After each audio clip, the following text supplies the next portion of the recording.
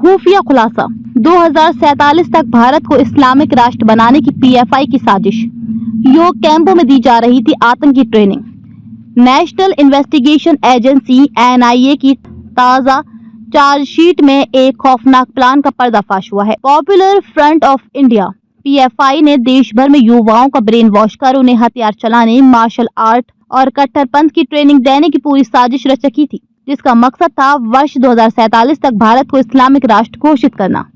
योग कैंप की आड़ में आतंकी फैक्ट्री। राजस्थान के जयपुर, कोटा, सीकर, बारां और उदयपुर के योग प्रशिक्षण, फिजिकल फिटनेस प्रोग्राम और एनजीओ गतिविधियों की आड़ में चल रहे इन ट्रेनिंग कैंपों में युवाओं को गोधरा कांड, मॉब लिंचिंग और बाबरी मस्जिद जैसे घटनाक्रमों के वीडियो दिखाकर ब्रेन वॉश किया जा रहा था। ट्रेनिंग का मकसद था शारीरिक, मानसिक और वैचारिक रूप से चरमपंथ की ओर धकेलना। एनआईए की चार्जशीट। लाल डायरी में आतंक का एजेंडा। एनआईए की 2023 की छापेमारी में जयपुर स्थित पीएफआई दफ्तर से बरामद एक कंप्यूटर में एक अहम दस्तावेज मिला, आतंकी लाल डायरी।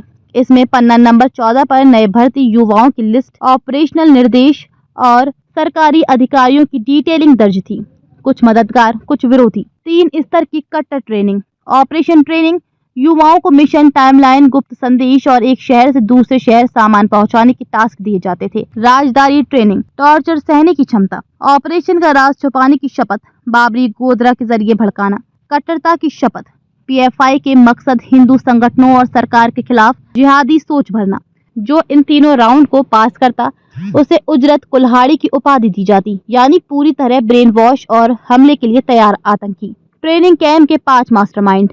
नाम, भूमिका, मोहम्मद आसिफ, पीएफआई का मास्टरमाइंड, सैलून की आड़ में funding. Sadiq Sarraf, training camp आयोजक, प्रोपेगेंडा वीडियो दिखाता था। मोहम्मद सोहेल, निशानेबाज, हथियार चलाना सिखाता। एसडीपीआई नेता वाजिद अली, फिजिकल ट्रेनिंग देता, भर्ती करता था।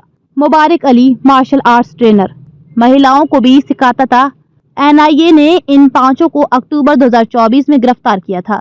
इनके साथ एक शमशेर नामक युवक अब भी फरार है। महिलाओं को भी दी जा रही है ट्रेनिंग। एनआईए ने मोहम्मद आसिफ के मोबाइल से ऐसी महिलाओं की तस्वीरें और वीडियो बरामद किए हैं जो एयर गन चला रही थीं और बॉक्सिंग की ट्रेनिंग ले रही थीं। बैकग्राउंड में पीएफआई के झंडे और आजादी महोत्सव के बैनर थे। टेरर फंडिंग और बैंकिंग सबूत। 2.98 करोड़ रुपए का लेन देन ज़कात के नाम पर हुआ। पैसा पीएनबी की जयपुर ब्रांच में जमा था, जिसे पीएफआई कार्यों में लगाया गया। एनआईए के अनुसार ये फंड हथियारों, डिजिटल डिवाइसेस और ट्रेनिंग में इस्तेमाल हुआ। 2047 इस्लामिक राष्ट्र का रोड मैप। एक बरामद डीवीडी में एक पोस्ट मिला जिसमें लिखा था, हम 26 साल में भारत पर शासन करेंगे। 2031 में केरल पर, 2040 तक आरएसएस का खात्मा, 2047 में भारत पर शासन और 2050 में भारत को इस्लामिक गणराज्य घोषित करेंगे। अब तक की बड़ी कार्रवाई। 15 राज्यों में 93 ठिकानों पर छापे। जयपुर, कोटा, सवाई माधोपुर, भीलवाड़ा, बूंदी में हथियार, एयरगन, चाकू और डिजिटल सबूत जब्त। लाल डायरी और मोबाइल से बड़े नेटवर्क का खुलासा। युवाओं के चयन, फंडिंग से लेकर ट्रेनिंग तक हर मोर्चे पर संगठन सक्रिय। कोर्ट में एनआईए का बयान। ये आरोपी देश में आतंकी विचारधारा फैलाने और हिंसक घटनाओं को अंजाम देने के लिए प्रशिक्षण ले चुके हैं। फंडिंग से लेकर ऑपरेशन तक इनकी भूमिका संगठित आतंकी नेटवर्क की पुष्टि करती है। स्नेहदीप, एनआईए अधिवक्ता। पीएफआई की ये योजना न केवल राष्ट्र की अखंडता के लिए खतरा है, बल्कि ये दर्शाती है कि किस तरह धार्मिक कट्टरता और आतंक का जाल समाज में गहराई तक फैल चुका था। जयपुर से कोटा और वहां से सोशल मीडिया तक सभी स्तर पर यह नेटवर्क सक्रिय था। एनआईए की कार्रवाई ने समय रहते इस गहरी साजिश का पर्दाफाश कर देश को एक बड़ी आतंकी योजना से बचा लिया।